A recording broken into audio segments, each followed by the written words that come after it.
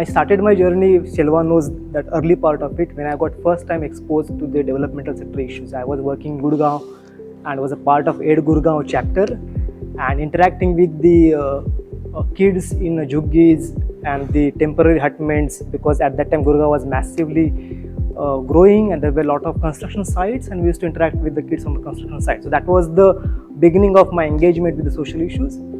I will just quickly bit fast how it happened in last 18 years around. So afterwards I read a lot about the social issues. I also interacted with many. There are also a couple of organizations who facilitate a journey of me and a couple of my colleagues. So after reading about critically about the developmental issues, I realized that even after while working in Aid Gurgaon at that time, that we are just looking at the symptoms, interacting with the kids at the construction site. That is not the root cause, and whatever we are doing little bit, that is not going to solve the problem. And at the same time, I was reading about the farmer suicide and other issues, and that took a decision to transfer from the corporate sector to developmental sector. I took a fellowship. I stayed in central India with tribals, implemented watershed development program as a practitioner, and simultaneously reading about the root causes, about how the situation is problematized, what are the solutions, who are the stakeholders, how the solutions are implemented, and what is the impact.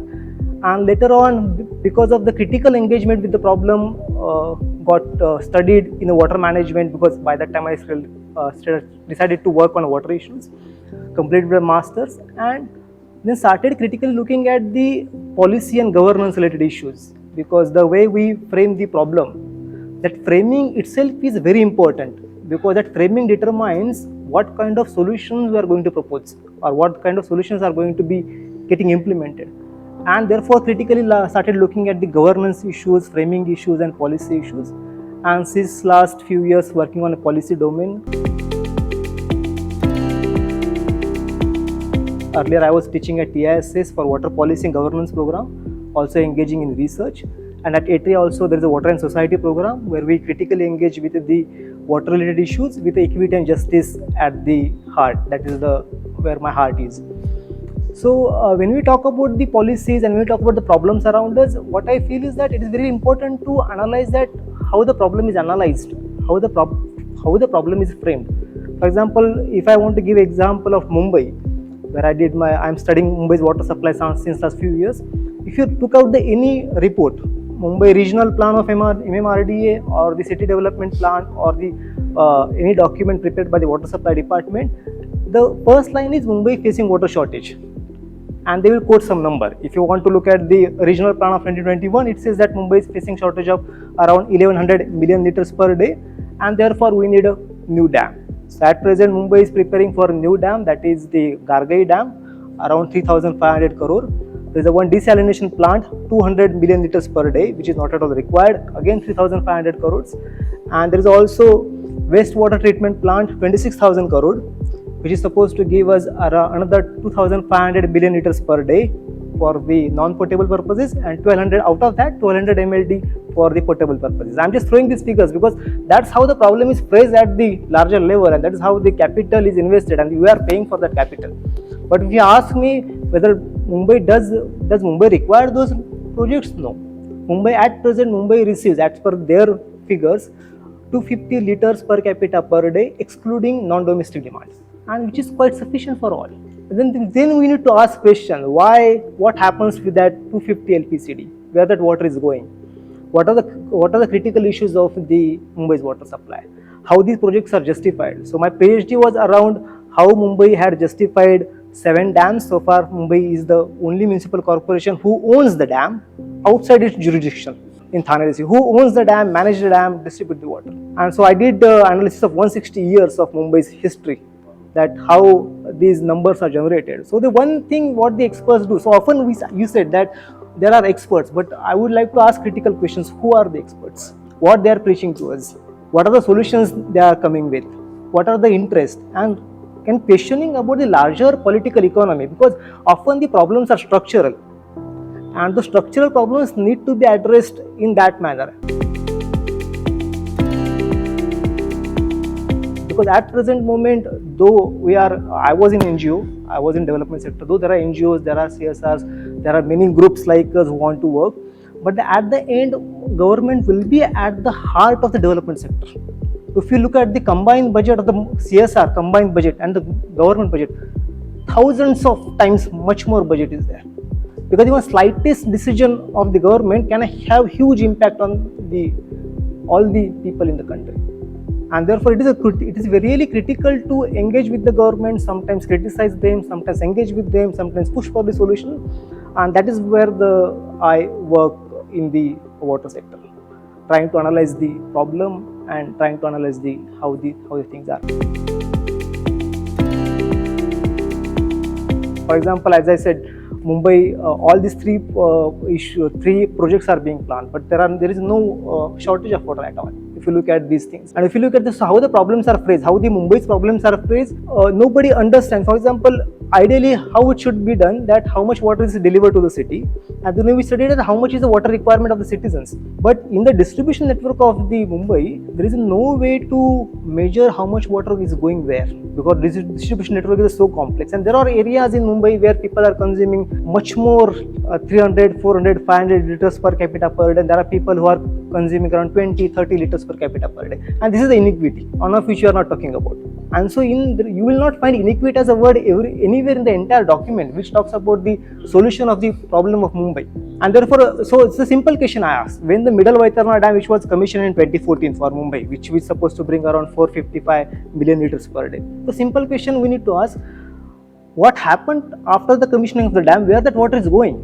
So generally we measure the success of the dam, that okay, that dam is providing 455 MLD, so we are successful. Engineers have done it as the engineering marvel, grand infrastructure. But the question is, after commissioning of the dam, was there an improvement in the service delivery of Mumbai? In terms of the quantity of water delivered, in terms of the hours of supply, in terms of the frequency of the supply, in terms of the reliability of supply. For example, I was getting only water for 15 minutes, now I get 30 minutes of water. Somebody has measured the impact of that project at that level. So connecting what is happening with the bigger infrastructure and connecting with the service delivery. And that is what typically call about the accountability of the government, how we hold government accountable. For example, we talk about the BWSSB. I have not worked extensively in Bangalore, but I am just studying this issue. So if you look at the Bangalore Water Supply Sewerage Board or the Mumbai's Water Supply Department, what is their goal?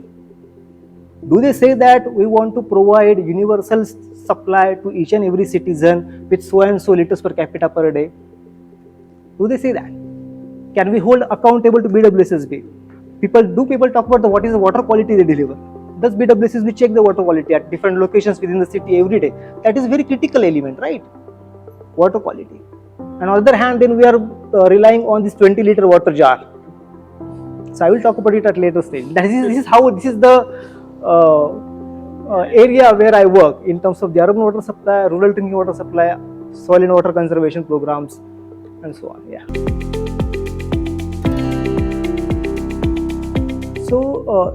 So when we talk about the drought, the question is about, it is not about the water shortage. So it is about how we manage the water and how we distribute the water. That's at the heart of the problem. And therefore, for water management, I think the soil and water conservation activities, those are really at the core. How we manage the water, how we manage the soil. And if you look at the earlier programs, for example in 1990s earlier, we were implementing these holistic implementation of the watershed development program, which were implemented by the state governments, all the central governments, which were typical duration of 3 years and 5 years, where there was a component of the involvement of the community. I think that is the approach we need to go back again, because right now if you look at what is happening right now in that domain, we have also extensively written about it in EPW's issues in January, that in case of soil and water conservation, there are many players working in the domain, but everyone wants the quick fix solution, quick fix fragmented approach. For example, if I talk about the Maharashtra government, so Maharashtra government was implementing Jal Yukta Shivar. So it was like a massive scale desilting program, desilting of lakes, or deepening or widening of the rivers, or we just have the program like a farm pond on demand. We are constructing thousands of farm ponds. So not actually analyzing the hydrology of the region, understanding the groundwater, which is very critical for the water management, especially in rural areas, and also understanding the community dynamics. And so understanding on one hand the hydrology of the region as well as the community participation, community engagement, with only we can have the implement the program. We have to give sufficient time for the implementation. We cannot have like for example, some governments claim that we will eradicate drought in 1 year. Jalika Shiva, which was around 9,500 crores, and the claim was that we will make villages drought free, 5,000 villages per year. And so government had made that claim. They spent so much money on it. It was a flagship program. So entire administration was forced to work on these things. But again, if there is a flaws in the design itself, because we see there is a water cycle, there is a hydrology, and there is a community. You cannot have a quick fix solution. If you want to engage with the community, you need to give some time to engage with the community. You have to, if we want community to be engaged meaningfully, we need to involve them in terms from their capacity building. What is the water, how the watershed development works, how the soil and water conservation works, and involving them in the planning of their own watershed or micro watershed. So these steps we used to follow in some of the programs. There are some of the successful case studies where these things have been done. So I think we need to go back to that approach where we can, with the current technology, we can fasten that process, but we cannot bypass it. Maybe we can use the technology to have more community participation, but we cannot say that just with the technology we can. Because again, question is that what is the problem? We need to go in a village and we'll ask what is the problem. Whether the problem is the drinking water, whether the problem is the water for agriculture, or problem is the flood which is occurring in the region. So what is the problem? So my question is, right from the defining the problem, the community should be engaged, and there should be a space where community has the liberty to define what they want to do in their own watershed. Of course, following the hydrology, geohydrology, and science of the water management. So that kind of flexibility. Otherwise, the problems are so complex, and many times, often we do more harm while doing things haphazardly. That's what sometimes we observe. There are a couple of success stories where villages have come together and work and managing their water at the local level. So those success stories we have, but working with the government and making change at that is a quite challenging task. But what I feel is that, but that is more essential task also, because when we talk about the urban, some of the urban scholars used to say, it is not my statement, that we do not have the cities in India, we have the large grown villages. Look at our cities.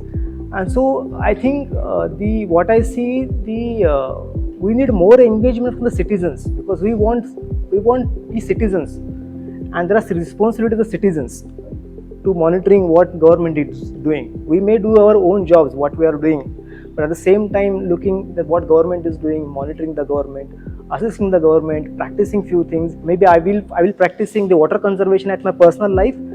That is important, that needs to be done, but that is not going to solve the problem. We need to remember that. I might use a bucket for my taking a shower, taking my bath. That is required. I should do that, but that is not going to solve the larger problem. There are larger structural issues. There are political, economic issues. There are gender issues, and for that we need to be sometimes being watchdog. It's called as activism. We call it also work with the government, but also see what the government is doing. And I think what I say is accountability is at the core of many things. How to hold decision makers or expert accountable. For example, expert is suggesting certain infrastructure project for the city. One should hold expert accountable, whether that intervention may be as simple as building a flyover, whether that flyover is going to solve the problem. So who are the experts, how to make them accountable? So accountability is the core thing, as we often discuss in a public policy discourse. And for that, citizens have to be engaged. Otherwise, this is a democracy. It's ours, then we have to also contribute. We may be doing our own things for the livelihood, but at the same time, we need to engage with the state meaningfully.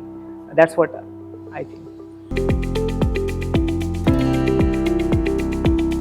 I do not have all the answers, I must be honest. About the research, so there is a component called critical sociologist or critical research, where people do study about these things. Means when people say that there is no water, Then the question is, or people also, means for example, in my own study, I have studied critically the engineering practices, how the water supply system is planned, designed, operated, maintained, and through these practices, how the inequity is embedded in infrastructure, which manifest for years. Because why that particular basti is not getting water? Often engineering response is a pipe is small, or there is no pump is small. But the question is, why pipe is small? Why pipe is not installed when the city was growing? In other part of the city, you had 2 reservoirs, but why not here? So such a kind of critical question needs to be asked. I do research in that domain. So critical research exists. That is not popular. That doesn't reach to us. But critical research exists in this domain. At least for water sector, I can say. I do not know about the other sectors. Second thing, yes, for the NGOs, it's becoming very difficult in current political climate. But what I see as a personally, if it is recording is not on, so I generally still write critically about this. You can read about what I have written in the public opinion pieces in last 1 year. I have written in Hindu, I have written on Scroll, I have written on the Indian Express, and I have talked critically in OPED. But you have to sometimes you have to change the language, be the mild. But I think that challenge will be always there. Currently after 2014 it's more, but that will be always there. I think so. The only question is, if more and more citizens try to engage with the issues, I would suggest as a one part is pick any issues which is close to your heart. I have chosen water because I find that it is close to my heart. I am a chemical engineer by training. But then after working in the development sector for 7 years, I went for water management. I studied water management formally, and then I did PhD while working with the TISS. So you choose any issue which you want, and apart from awareness, changing individual practices, influencing neighbors, influencing friends, influencing office circle, which is very much essential. But try to engage critically over social media with the problem which you love. And means, for example, being what the fortunate that I am engineer, because we have trained with analytical skills. I can read DPR of Mumbai water supply, though I was not the civil engineer. I can read government documents. I can critically analyze that. So all engineers are born with or trained with the analytical skills. We can use analytical skills. We can form our groups that we used to do when I was working with AID and also with other organizations.